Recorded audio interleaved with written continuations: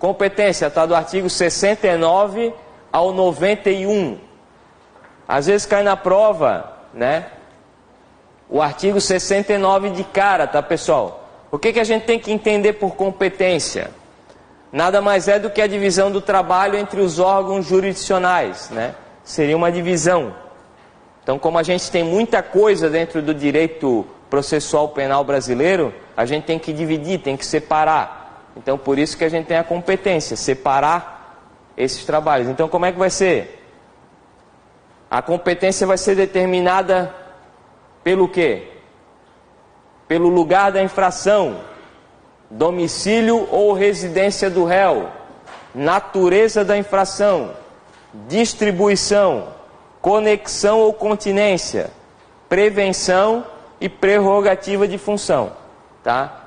O pessoal, quando cai em pegadinha de concurso, é o seguinte: domicílio ou residência do réu, eles colocam lá domicílio ou residência da vítima, né? Então, é a principal pegadinha que tem no artigo 69. Mas, via de regra, a gente vai ver um por um, que é bem fácil essa questão de a gente ir delimitando as competências. Via de regra, a competência é feita pelo lugar da infração.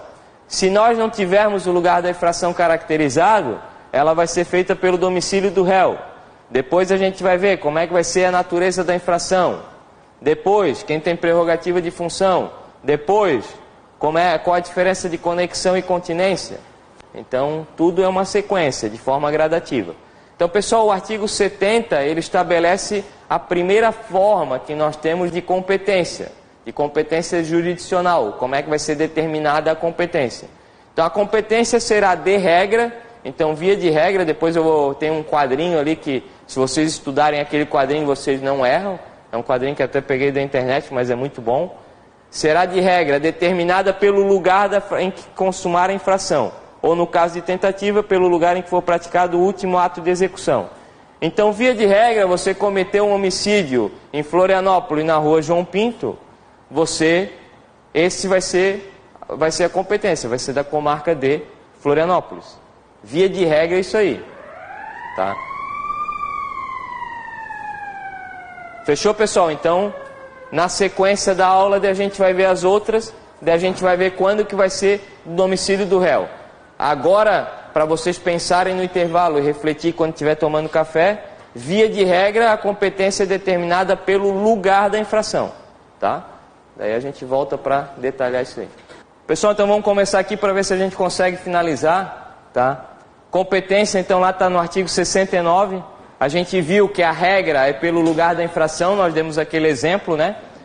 Da comarca de Florianópolis, do homicídio.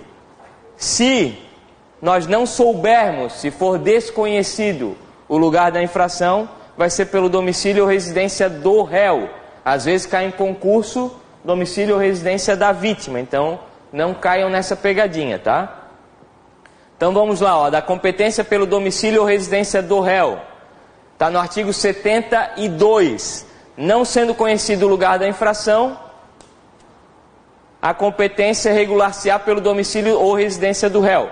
Como eu não tenho um exemplo da minha vida, né, prática, que nem eu falei para a nossa moça ali, que prisão, busca, a gente tem alguns exemplos, então na competência a gente não tem. Eu tirei um lá da doutrina para facilitar para vocês. Então, supondo-se que um cadáver apareça boiando nas águas do rio Tietê, na comarca de Bariri, ele foi arrastado pela correnteza, constatou-se ter havido homicídio. Das investigações, descobriu-se quem foi o criminoso. Este não soube explicar o lugar do crime ou o lugar da infração. Ele não soube dizer, né? O cara estava nas correntezas ali, o corpo. Disse apenas que ocorrera bem distante. Nessa hipótese, o processo deve tramitar pelo foro ou residência do réu. Então ele não conseguiu explicar onde é que ele cometeu o homicídio. Ele foi encontrado nas águas aí do rio Tietê. Então, não sendo conhecido o lugar da infração, vai ser pelo domicílio ou residência do réu. Natureza da infração. A competência será fixada pela natureza da infração, pelas leis de organização judiciária, salvo a competência privativa do júri. Então, uma vez fixada a competência pelo lugar da infração ou domicílio do réu, a gente vai ter que ver se nós estamos na justiça especial ou na comum. Quais que são as especiais? Militar e eleitoral. Comum, estadual ou federal. Então essa é a natureza da infração. Ah, o cara cometeu um homicídio, mas ele é policial militar. Tá, então, vai ser o lugar da infração, a gente sabia. Se a gente não sabia, pela residência dele. Mas já não vai cair na justiça militar, né? Não vai cair na justiça comum, vai cair na justiça militar estadual. Daí está no artigo 9º, que foi mudado agora do Código Penal Militar. Então são várias hipóteses. Então hoje...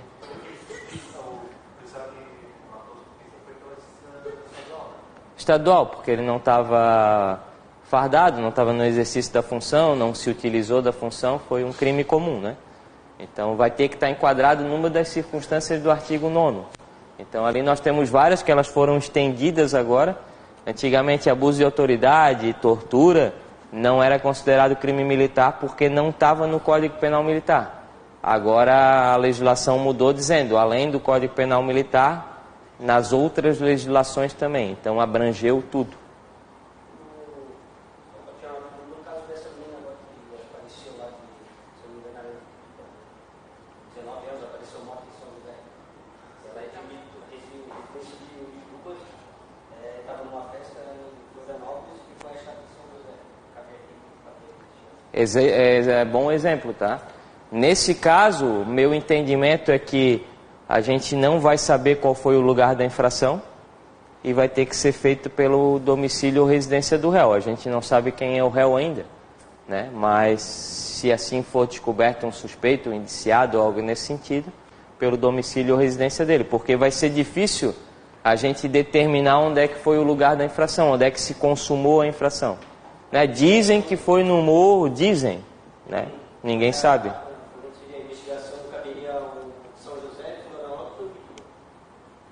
A investigação? Não, a gente está falando de ação penal, não estamos falando de inquérito, né? A parte de inquérito, qualquer delegado pode atribuir para si e começar a fazer as investigações, isso aí não tem problema, né?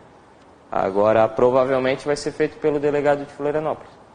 Agora a gente está falando não na parte de inquérito, já estamos no processo penal, né? Já temos o inquérito dado ao promotor, já vimos ali os tipos de ação penal que nós temos. Agora, como é que nós estamos determinando essa competência?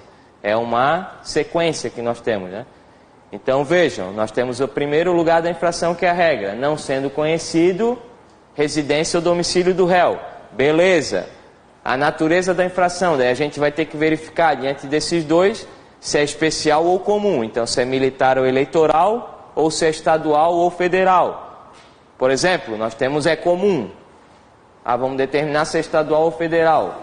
O crime é um tráfico interestadual de drogas. É comum, é estadual ou federal?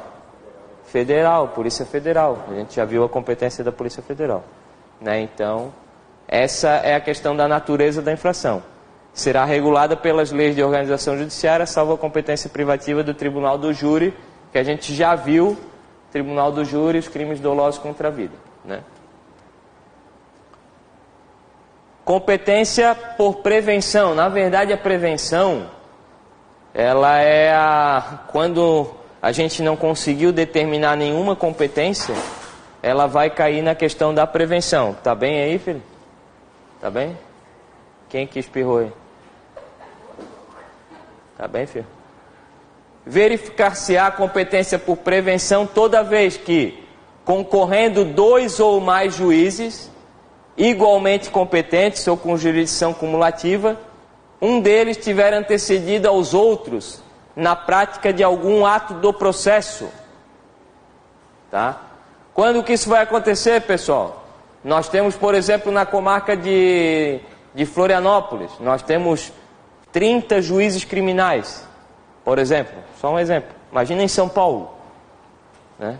Na capital, quantos juízes criminais que a gente vai ter?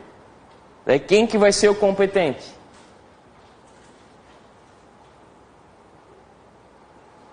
Então, quando nós temos 2 ou mais juízes igualmente competentes, todos são juízes criminais. Aquele que tiver feito algum ato, né, com relação ao processo, vai ter a competência por prevenção, ele vai ser considerado prevento. Por exemplo, ele decretou a prisão preventiva. O delegado remeteu lá e ele disse, não dá aqui para mim, né?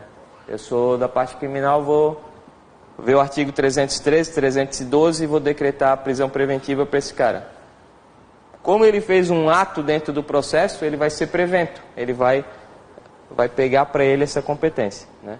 Vai conceder a fiança ou não, vai reconhecer pessoas ou coisas, enfim, né? Então, esse artigo 83 também é de extrema relevância. Quando nós tivermos 2 ou mais juízes igualmente competentes, aquele que tiver antecedido um ato dentro do processo vai ser considerado prevento. Só dentro do processo. Tipo assim, se for o juiz que emitiu um mandato de busca domiciliar na parte do início ainda do caso, Aqui diz dentro do processo. Nós estamos em ação penal, nós não estamos em inquérito. Nós não podemos confundir inquérito com ação penal, né?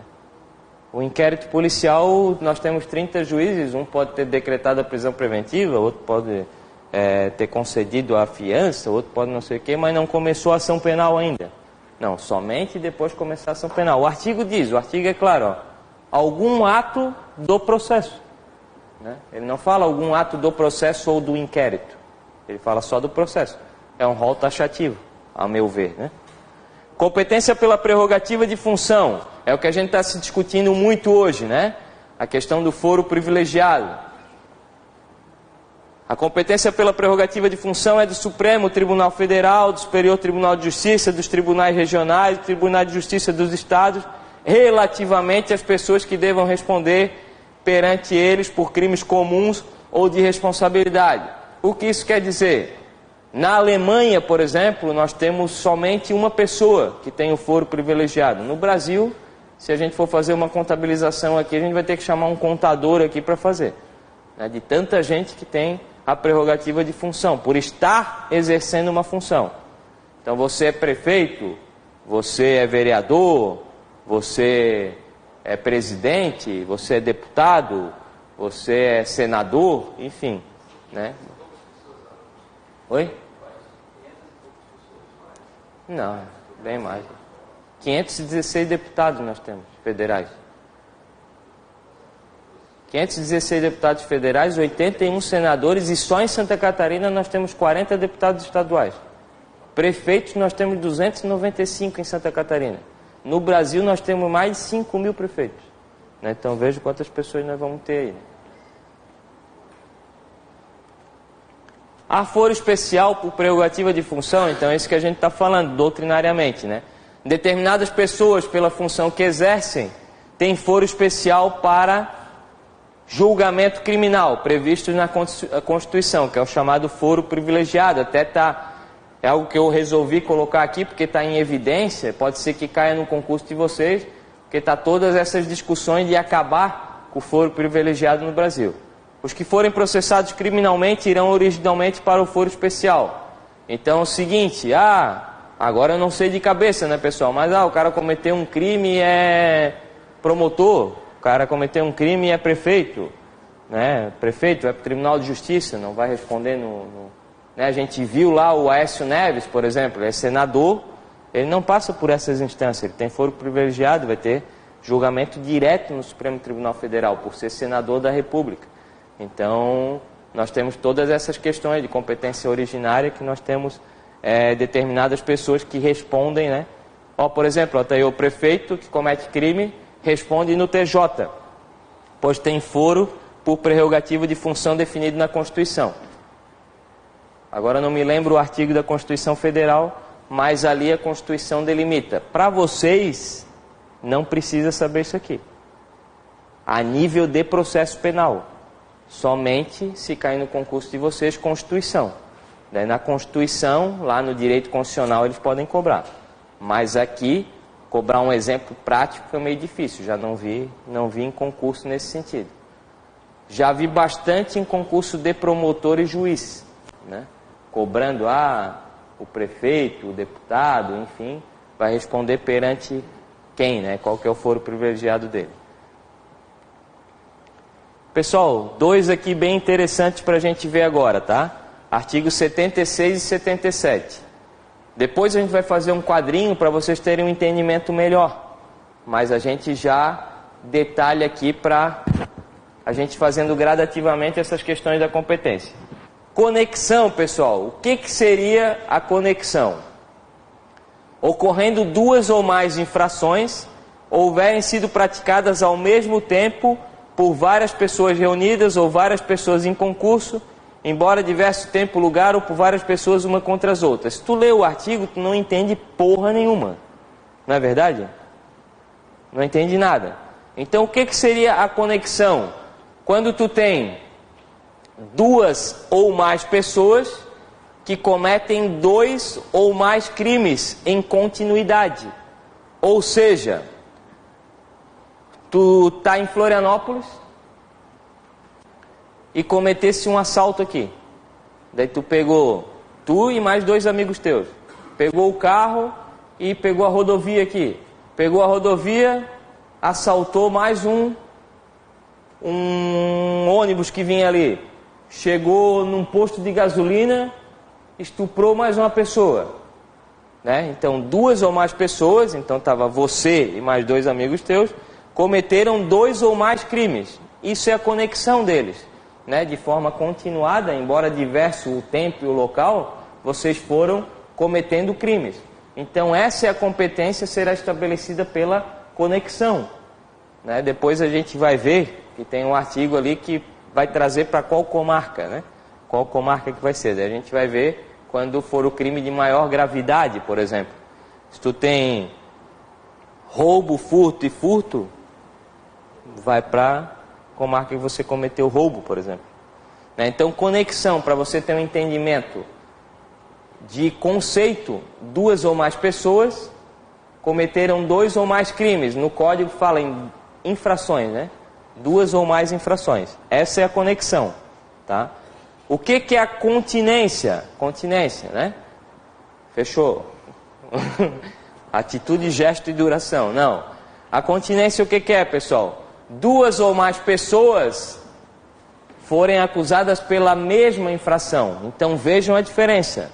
Conexão, 2 ou mais pessoas, né, cometem 2 ou mais crimes, 2 ou mais infrações, e a continência, 2 ou mais pessoas cometem um crime só.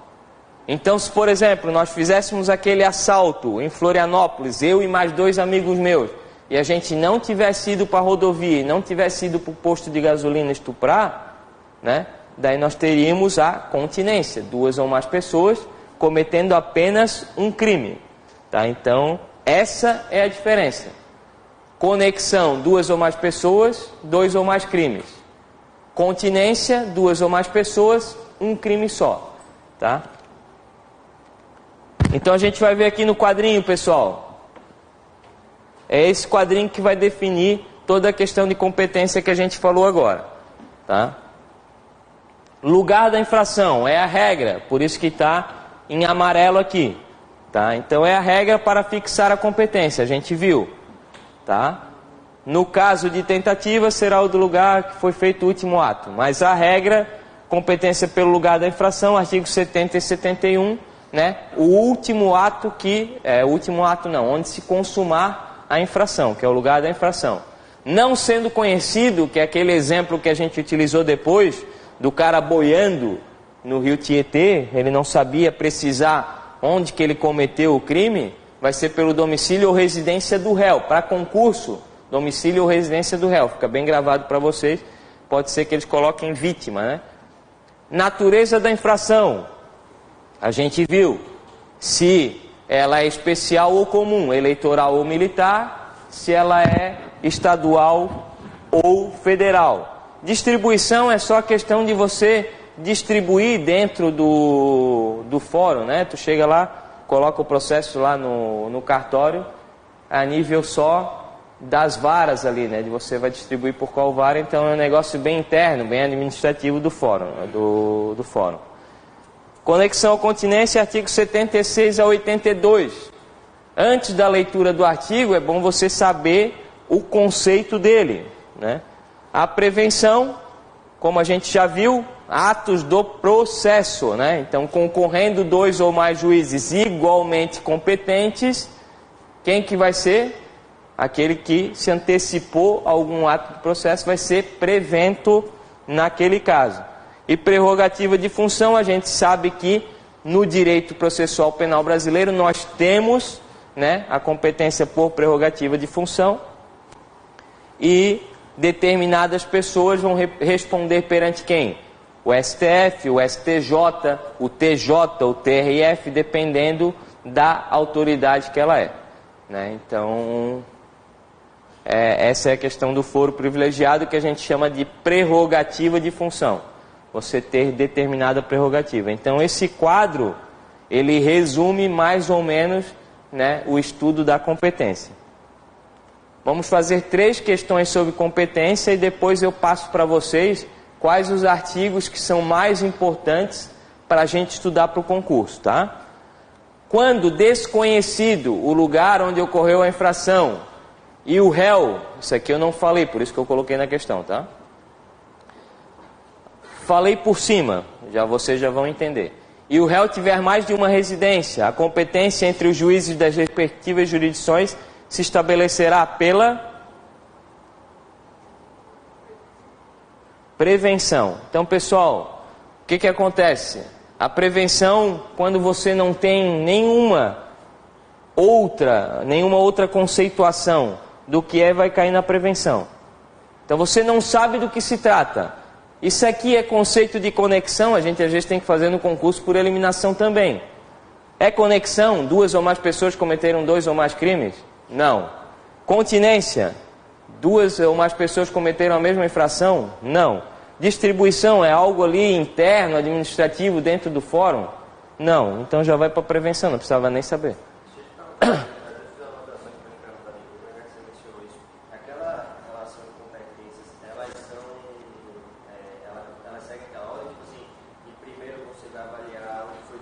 Sim. Se você não tiver um lugar, vai para baixo. Isso, exatamente. Se você não tiver embaixo, vai É gradativa. Os artigos do Código de Processo Penal, eles seguem uma sequência. É uma sequência lógica, né? Eu não poderia colocar primeiro o artigo domicílio ou residência do réu, porque seria a regra daí. Não, a regra é o lugar da infração. Se nós não temos o lugar da infração, daí nós vamos ter a residência ou domicílio do réu, quando for desconhecido. Daí depois tu vai ver, ela é especial, não sei o quê, então segue essa linha, né? É algo até lógico, né? Então, os artigos, eles seguem essa...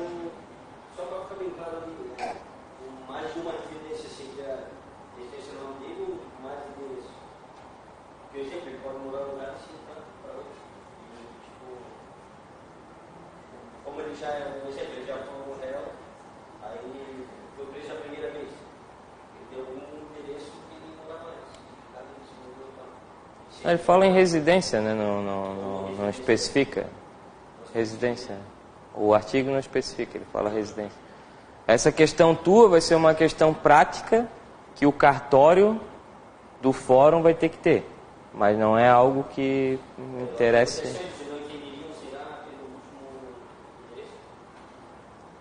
Oi?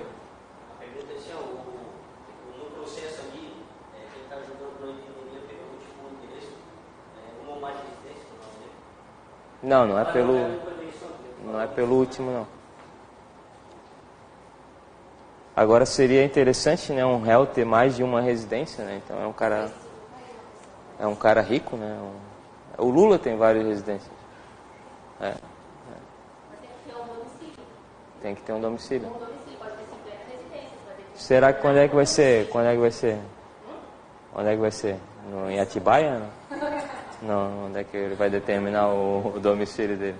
Ele pode ter domicílio fiscal, pode ter residência, vai cair, tem a parte empresarial, tem a parte de estado civil das pessoas, enfim. Daí a gente detalha muito aqui. Para o artigo é só que, o réu tiver mais de uma residência, a competência entre os juízes será determinada pela prevenção. determinará a competência jurisdicional no processo penal vigente, exceto... Qual que está errado aqui? Caiu no concurso?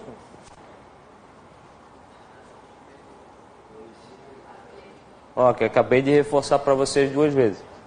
Lugar da infração é, natureza da infração vimos que sim, distribuição também vimos que é a parte interna, conexão nós vimos o conceito, daí tu fica ali se embabacando, só aquela palavrinha vítima ali, então a 2, a correta é a B.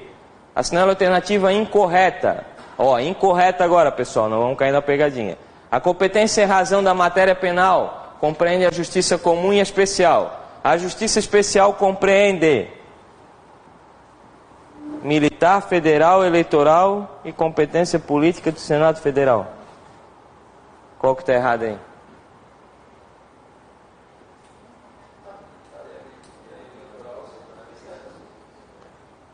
É discutível essa questão, mas a mais errada que tem é a D. Tá? Pelo que vocês viram ali, né? Eles não poderiam colocar justiça especial, né? Mas eles deveriam colocar as justiças que estão no Código de Processo Penal. Então nós temos a comum, estadual, militar e eleitoral. Então, dentro dessas 4, a do Senado não está ali. Então, os artigos mais importantes que nós temos ali sobre competência, pessoal, tá? Artigo 69, determinará a competência, e a pergunta dele é muito boa nesse sentido. O artigo 69 dá aquela sequência lógica para a gente, tá? O artigo 70, que fala do lugar da infração, que seria o primeiro. O 72, que fala se é desconhecido residência ou domicílio do réu. O 76, que nos dá o conceito de conexão, né, o conceito principal. O 77, que nos dá o conceito de continência. E volta e meia em concurso, pessoal, eles colocam o conceito de continência e na verdade é o de conexão. E vice-versa. E o 78 lá deixem anotado também que eles fazem algumas diferenciações ali com relação àquelas regrinhas que eu falei para vocês. Que regras são essas? Como que a gente vai determinar a comarca? Então, pela gravidade do crime, enfim. Então, vejam lá, tem alguma questão com relação à gravidade aí no artigo 78, tá? Competência eu sei que é chato, tá, pessoal? Então, eu tentei resumir para vocês para que ficasse um pouco mais claro, porque a gente não tem como detalhar artigo por artigo e ficar discutindo os artigos. O interessante na questão de competência é que geralmente ou não cai nenhuma questão, ou se cai, cai uma, ou assim, no máximo 2 estourando. É a gente ter um conceito geral e saber os conceitos de cada um e saber fazer as diferenciações, fazer separar. Né? Se tu não tem na tua mente a diferença de conexão e continência, tu erra. Se tu não sabe a regra, que é o lugar da infração, daí tu pensa, pô, será que a regra é o lugar da infração ou o domicílio do réu?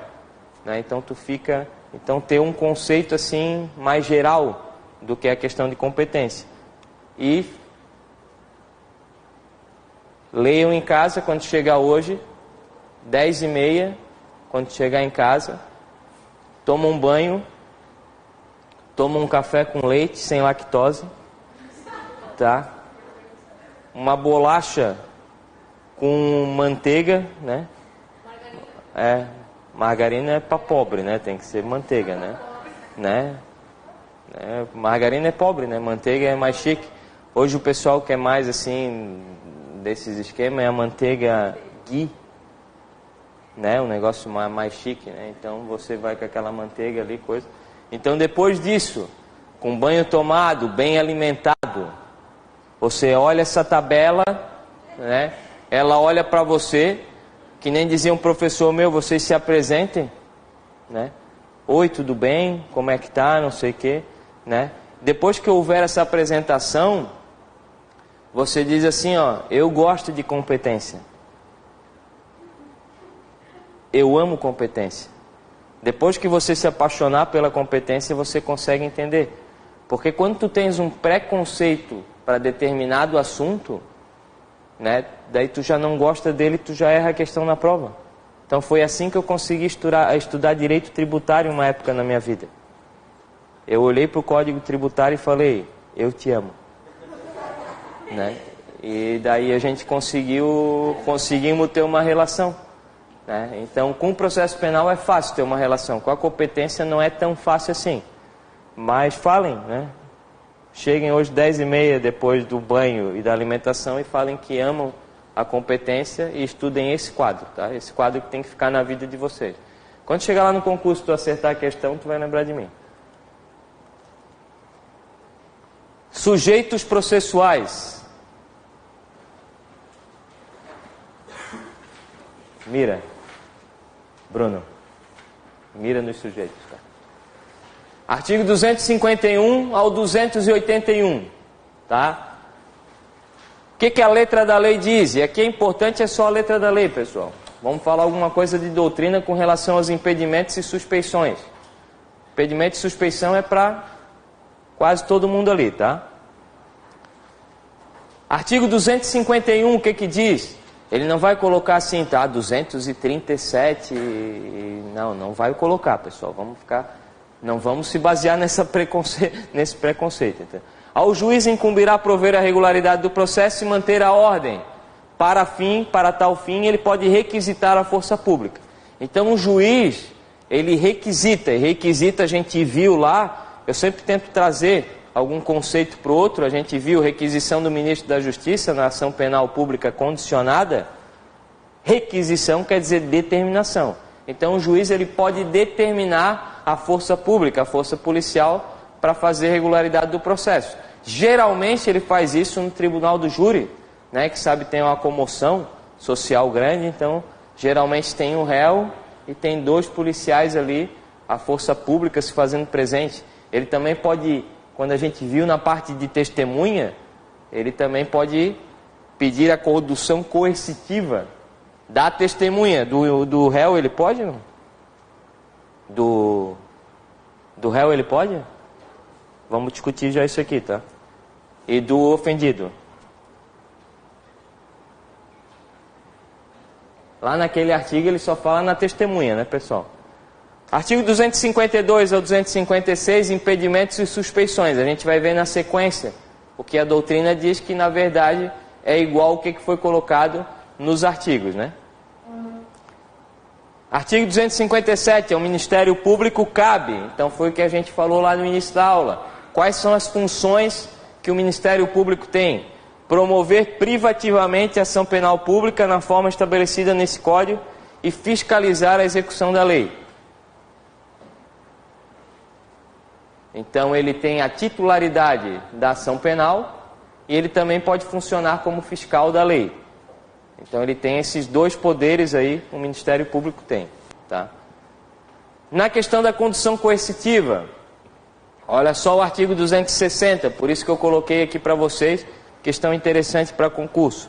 Se o acusado não entender a intimação do interrogatório, a autoridade poderá mandá-lo conduzi-lo à sua presença. Então a gente viu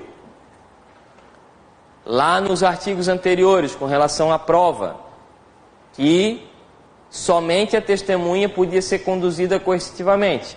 Daí nós temos esse artigo 260, que diz que o interrogado também pode ser conduzido coercitivamente. No entanto, teve uma decisão do STF, que eu estava lendo hoje. Adivinhe quem? Quem? Tem aquele do Raimundo Nonato, né? Escolinha do professor Raimundo. Quem? Gilmar Mendes, né? Então, Gilmar Mendes diz que o magistrado não está autorizado a determinar a condução coercitiva do interrogado. Se assim o fizer, está incidindo no crime de abuso de autoridade. Decisão dele, acho que foi 16 de dezembro de 2017, então ela é recente. Então esse artigo, ele continua em tese valendo, mas saibam que pode ter algum tipo de discussão na prova de vocês. Se fosse num concurso meu, A minha prova, não estou falando a prova de vocês, estou falando a minha prova. Se coloca esse artigo, eu assinalo como correto. Ele não foi revogado. Teve só uma decisão ali que, enfim, que não está arriscado nem revogado expressamente, para mim está valendo. Mas aquela situação lá do... Está na lei, está no código. Pois é, mas aquela ali teve uma revogação tácita para mim. Porque ela entra em confronto com a Constituição Federal, que é a nossa lei máxima, né? Artigo 268. Em todos os termos da ação pública, poderá intervir como assistente do Ministério Público ou ofendido ou seu representante legal. Então, sujeitos processuais, nós temos essa figura do assistente de acusação, que é o assistente do Ministério Público. Então, o ofendido, ele pode pedir para intervir como assistente, para ajudar, né? Vou atrás disso, vou atrás daquilo, vou conseguir testemunha, vou estar junto ali. Ele tem interesse na causa, então ele vai ajudar na acusação. O assistente será admitido enquanto não passar em julgada a sentença e receberá a causa no estado em que se achar. Então, de repente, já está tendo lá a instrução e julgamento lá da audiência, já colheram determinado depoimento, vão colher outro, e ele entrou lá como assistente de acusação, pediu para ser assistente, daí não vai voltar lá no início, não, ele pediu para ser assistente, agora nós vamos retornar o processo todo, porque o ofendido aqui pediu para ser assistente. Não.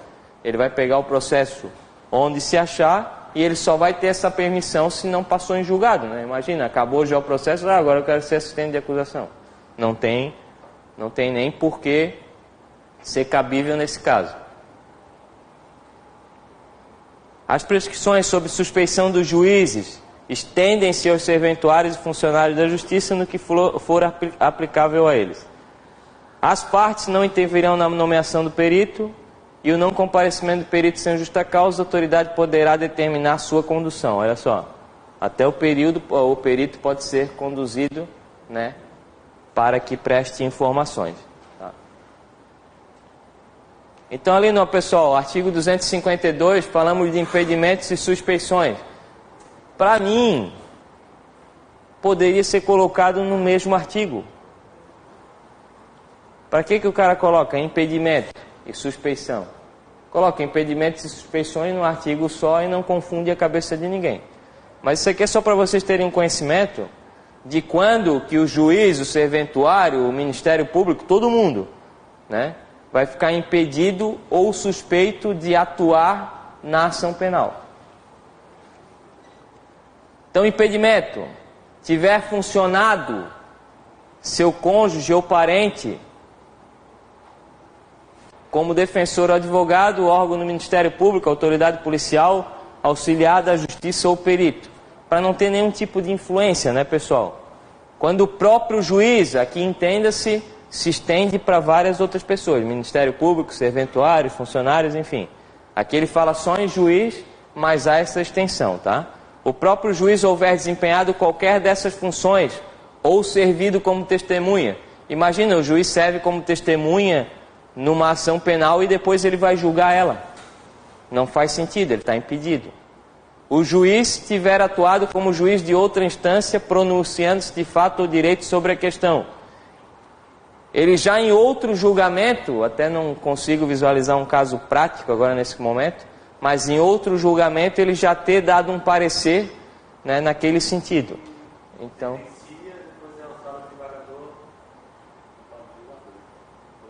Bom exemplo.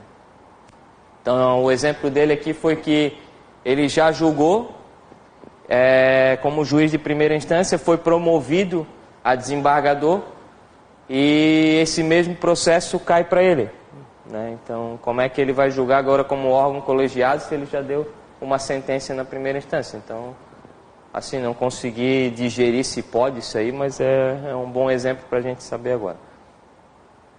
O próprio juiz ou seu cônjuge for parte ou diretamente interessado no processo. Então, se ele tiver algum interesse ou for parte no processo, também não pode. Isso recai nas questões de impedimento. Suspeição, quando ele vai ser suspeito, né? Amigo íntimo ou inimigo de qualquer das partes. Então, não tem por que ele participar do processo nesse caso, né? Se o juiz, seu cônjuge, descendente ou ascendente estiver respondendo a processo por fato análogo, sustentar demanda ou responder a processo que tenha a ser julgado por qualquer das partes, aconselhado, for credor, sócio, acionista, né? Às vezes o juiz deu... Por isso que às vezes é difícil você pegar um juiz e uma entrevista, né? Dar uma entrevista dele sobre esse caso. Ah, você está julgando o caso, agora dá uma entrevista, daí ele já vai dar a sentença, por exemplo. Se ele for dar uma opinião, ele vai, né? Então ele não pode... A questão da entrevista ela é bem complexa nesse sentido. Se ele tiver aconselhado qualquer das partes também, olha só. Então, pessoal, não precisa decorar isso aqui, tá? Do artigo 252 ao 256. Mas para que vocês tenham um entendimento do que trata impedimento e do que trata suspeição. O principal aqui do impedimento é servido como testemunha, tá? Ou parte ou diretamente interessado no processo. São os dois que mais caem. Mas cai de forma mais genérica, mais tranquila, tá? E suspeição, amigo íntimo ou inimigo e aconselhado qualquer das partes. Então, se for comprovado no processo que o juiz aconselhou alguma das partes ali, então ele também vai estar suspeito, né, para julgar aquele caso. Então, por isso que a gente fala de princípios do processo penal, quando a gente falou lá no início, princípio da inércia, o princípio da imparcialidade, que o juiz tem que ficar sentado lá no trono esperando o processo vir e não pode exercer qualquer influência que possa gerar uma parcialidade ou, né, possa gerar um tribunal de exceção, alguma coisa para julgar aquele caso. A gente, de princípio, a gente traz para aqui. O juiz, ele é imparcial. Então, se ele fizer qualquer coisa que vá colocar em xeque a parcialidade dele, ele vai cair em impedimentos ou suspeições. E daí ele vai estar impedido ou suspeito para atuar naquele processo. Assim como um membro do Ministério Público, assim como os demais funcionários e serventuário da Justiça. O perito também e qualquer outro funcionário. Questões de prova agora, pessoal. No processo penal, a assistência é admissível em ação penal. Você é assistente de acusação em qual tipo de ação penal? Ele falou lá em pública. Quais os dois tipos de pública que nós temos? Incondicionada e condicionada. Daí todas as privadas ali, elas vão ser desconsideradas. Até não tem sentido, né, você ser assistente de acusação na ação penal privada, se na ação penal privada tu és o titular da ação. Como é que tu vai ser assistente se tu é o titular? Então, assistente de acusação é só na ação penal pública. Quais os dois tipos de ação penal pública que nós temos? Incondicionada e condicionada. Então, é a letra B, questão de concurso, e não fui eu que fiz também não, tá, pessoal? Agora é um pouquinho mais difícil aí para vocês, tá? Pena que os slides ficaram um pouco fora, tá? No que se refere à atuação do juiz, do Ministério Público, do acusado, do defensor, dos assistentes e auxiliares da Justiça, assinale a opção correta. O acusado detém a prerrogativa de lhe silenciar ao ser interrogado, mas esse direito pode ser interpretado contra ele. Quem cala, consente. Errado, né? Assegura-se ao acusado a ampla defesa ou contraditório, mas isso não lhe retira plenamente a autonomia de vontade, de sorte que poderá dispensar advogado dativo ou defensor público. A gente viu que toda pessoa tem direito à defesa técnica. Então, se ele não tiver dinheiro para constituir um advogado, vai ser nomeado obrigatoriamente defensor dativo para ele. Mas, professor, nessa questão aí, ele bota que... até uma pergunta, não sei se já teve situação dessa, mas ele bota que o acusado, ele poderá dispensar. Se o cara resolver... Não pode. Ele tem que continuar. Não. Pode dispensar em processo administrativo disciplinar. Agora, em processo penal, não. O réu denunciado em processo por coautoria ou participação pode atuar como assistente de acusação. Quem que é o assistente de acusação? Ofendido ou seu representante legal. No processo, o juiz exerce poderes de polícia para garantir o desenvolvimento regular e tolher atos capazes de perturbar o bom andamento do processo, que compreende atos ordinários que ordenam e impulsionam o processo, instrutórios, que compreende a colheita de provas. Sim ou não? Nós temos quando a frase é muito bonita, está certo, tá, pessoal? Então ela está linda, essa frase, não tem como estar errado. Então é aquela questão daquele primeiro artigo que a gente viu, salvo engano, 251. Eles apenas detalham aquela questão do juiz manter a regularidade do processo e o juiz poder, acionar, requisitar a força pública. Então, ele tem esse dever e esse dever se encaixa aí nesse artigo. Não, ele não tem poder de polícia, ele tem poder de requisitar a polícia. Lá na questão processual, né? Não fora, né? Dados os princípios da unidade, da indivisibilidade e da independência funcional, não se aplicam ao Ministério Público as prescrições relativas ao impedimento e suspeição. Exatamente. Então está errada essa questão também. Então a 2, a alternativa correta é a D. Tá?